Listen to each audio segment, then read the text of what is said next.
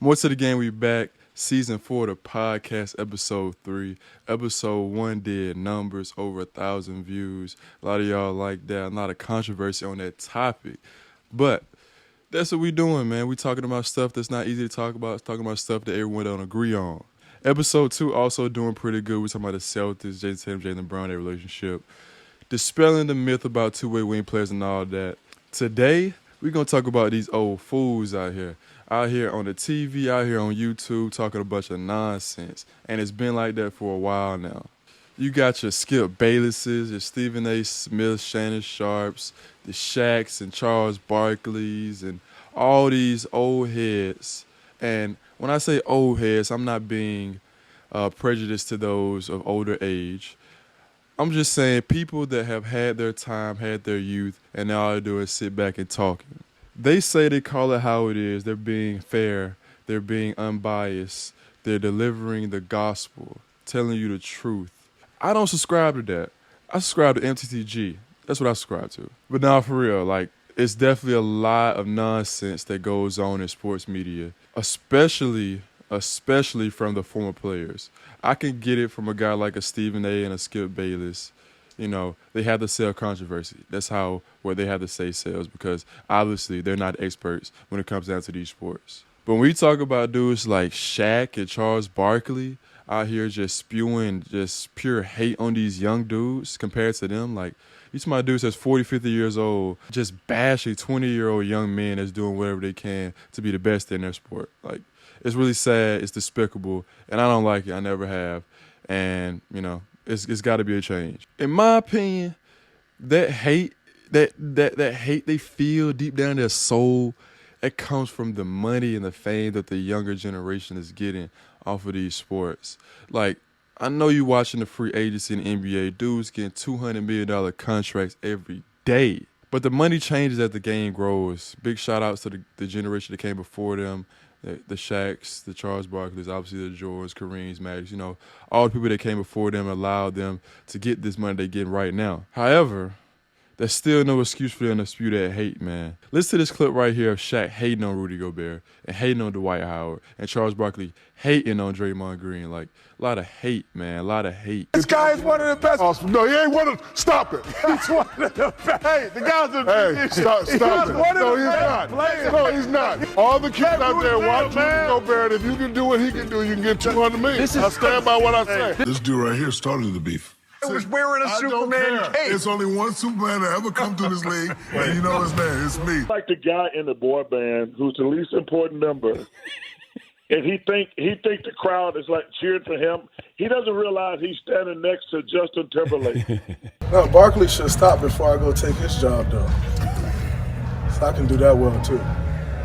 He already ain't make enough money playing, so he need that job. He should stop talking to me. I don't like any of those clips. Like, I don't like how they said it. I don't like where it came from. Like, I know especially in basketball, like, basketball is a team sport, but it's a lot of individual focus. Basketball players' egos can get pretty big. I'm not going to lie to you. They love to always just say, oh, it's just different in my era. The game is not as physical as it once was. That's why we have a problem with it. And I'm going to be as clear as I can. Well, That shit, wait a minute, hold on. That shit Draymond Green was doing, during the 80s, he got knocked the out. See, but that's a whole different. That's a difference in our basketball. Yeah, Our basketball is different. This has been up like, oh, no. Boy, this motherfucker, he done took him out the air and broke him all. Boy, you'd have put him all the way over there. I saw what Cedric Maxwell said. And, you know, one thing that baffles me about the 80s or the 90s or whatever you want to call when basketball was so much more physical is some of the guys that be talking weren't the guys that was punching people. You know, like they act like, you know, guys was just walking around the court like I'm hitting this guy in the nose. There were a few guys back then that would lay you out, that would knock you out, that would foul you and get thrown out the game. Bill Laimbeer, Rick Mahorn. But everybody running around acting like they were that. Y'all were getting bullied. Man, if you played in our day, you get knocked out. Like, nah, not really, because it wouldn't be you. So, okay, you saying Rick Mahorn would have knocked me out. Rick Mahorn probably knocks you out. Like, Bill Laimbeer probably lays you out. One thing that is for sure a lie is physicality in the sport of basketball. Everyone wants to say that the game was more physical back in the 80s and 90s. I want you to turn on the tape, watch those games, and tell me, are people being more physical or are they allowed to foul people harder? I disagree with you on this, and Draymond and I talked about this earlier. I told you this 2 weeks ago. Yeah, you did. I spent 2 hours one day, 3 hours another day, 4 hours another day. I watched 81 Game 4 finals. I watched 87 Game 6 finals. I watched 93 Game 4 finals when Jordan had 55. Like, I watched this shit every minute of the YouTube game. The game is not more physical. Fouls were more physical. You were allowed to get away with harder fouls. The game is not more physical. I did disagree with you about that. People I was bring up, talking about the fouls. No, but people bring up hand checking. Like, people don't even know. You couldn't hand check in a scoring area. Yeah. You could hand check from free throw line to free throw line. Yeah. And it wasn't like you could have your hand on a guy for 6 seconds. No, it was a touch. Physicality is not about just fouling. Physicality is about you bumping people, being aggressive with them, just being up into people, just that more contact. Like, that's what my physicality is. Obviously, back in the 80s, 90s, you could knock someone out and it wouldn't be an ejection, maybe, not necessarily, or a hefty fine. You could foul harder without severe penalties. That doesn't mean that they was playing the game more physical. That doesn't mean they was pressing up more. That doesn't mean that the defense was just so much more smothered than it is now. It just means they got away with murder. I swear, people have been put in jail for less than some of the stuff they tried to do back then, and that's not basketball. Basketball was not created like that. It turned like that over time. If you look at the evolution of sports, it usually goes like this. You have the pure fundamentals of the sport. That's what wins out at the beginning of stages. Then it's about the size of the players, especially in basketball, the taller guys dominated.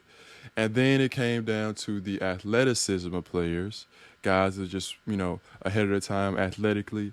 And then you get the skill gap to bring it all together. Like, guys are super skilled now, like amazing. They have all the fundamentals, they have the size, athleticism, and now they got the skill. Most sports goes in that evolution. And that's what basketball is right now. The skill level is off the charts, and we've got all the other things from the previous generations as well. The crazy thing about all the hate that they spew is that it's always the basketball old heads. Like, obviously there's football guys that say such and such, but it's always basketball. I forgot who said it, but someone was like, in every other sport, everyone can accept that the game gets better, players get better, except in basketball, where they swear that the game peaked back in the 80s and 90s, and it got worse ever since. And a lot of old heads talk down about the young generation. Usually their sons aren't as good as they were, but I wonder, do they talk to their sons like this? Like, oh, you're soft, your generation sucks, you'll never be as good as me. Do they talk to their sons like that? Like, if I have a son, I expect my son to be better than I am, or have every opportunity better than I am, and he should be better than I am. It may not work out that way, but just based off of the knowledge that I gained from playing the sport and how we've learned through trial and error over the years, I would expect the coaching to be better, the facilities that they have, the training to be better. Like, everything should be better to give them a better chance to be better. So I would only expect the next generation behind me to be better. I don't know if they think about it like that. I don't know if they want to think about it like that, because their egos are out of control. And I believe it's like that because a lot of them didn't get full from the game. Like, some of them, like a Shaq. Shaq was one of the greatest players of all time. I got him in my top 5, top 10 easily. But he knows he didn't get all he could out of his career because he didn't work that hard. He said himself he had a guy he could depend on in Kobe that was going to show up in shape and ready to go, so he could take it easy a lot of times during the regular season and the beginning parts of the season. Like, he probably looks back on that like, wow, I probably could have had a couple more championships, a couple more accolades, and all these other things if I actually went harder. So not having that fullness in you, like, that can really, like, bring out some hate. A guy like Charles Barkley definitely didn't get full from the game.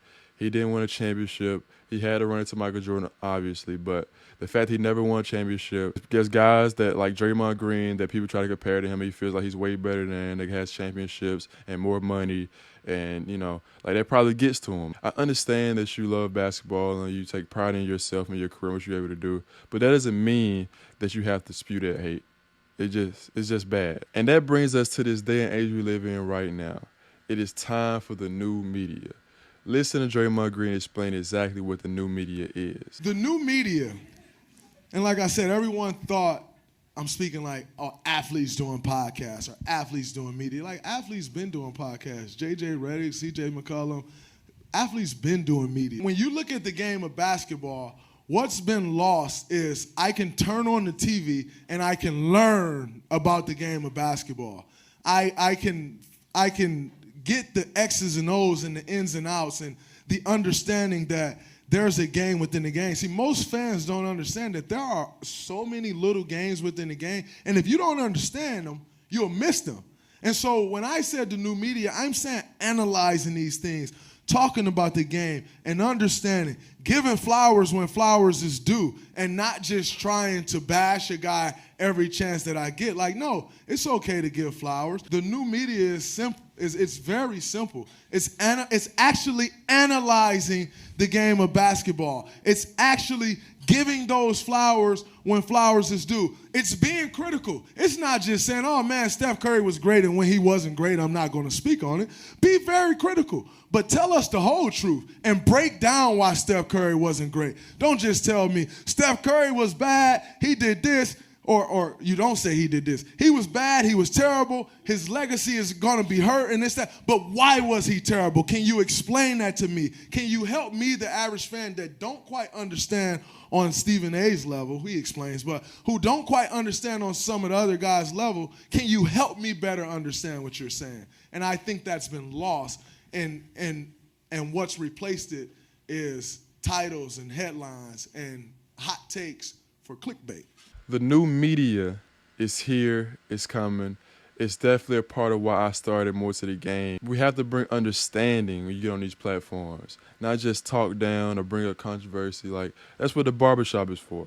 You got these people getting paid millions of dollars to come on TV or on their podcast or YouTube or whatever, and they're not really helping forward the game for the casual fans. Like, they're not bringing any insight to it. They're just bringing their opinions, their bias, their own motives and narratives, and it's not helping. But thankfully, we got social media on all different platforms, that everything that has to be controlled through one singular platform or two singular platforms. There's so many ways to get information, so many different people out here that have good perspectives to bring, like myself.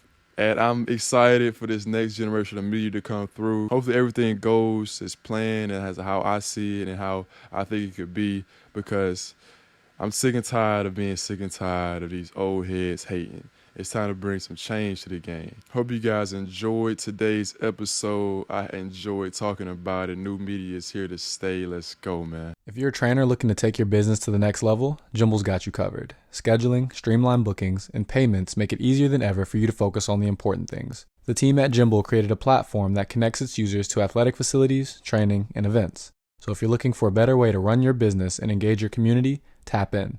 You can find us at jimble.us. That's GYMBLE.US, or on Instagram at JimbleApp.